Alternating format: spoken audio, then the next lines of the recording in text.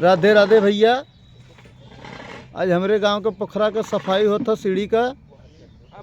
लड़का कुल वीडियो यही पे बनाओ ना, बड़ा गंदगी रहा ऐसे कुल सोचना कि आज के साफ हो बढ़िया से कह देवल जा, ताकि बैठ के हमने वीडियो बनावल जाला तो हमने थोड़ा दिक्कत ना हो। हाँ भैया लोगन लपटल हुआ, प्रदुम, जितेंद्र, नीरज। पानी उनी से बढ़िया से धोवत हुआ, सब साफ सफाई एकदम बढ़िया चालू हो गया भैया। लड़का बड़ा रियाज करत बा कुल।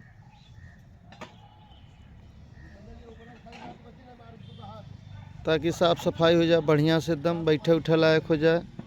साझे सवेरे बैठे के जगह बा, यही वीडियो भी बनाओ ना लड़का सब अपन।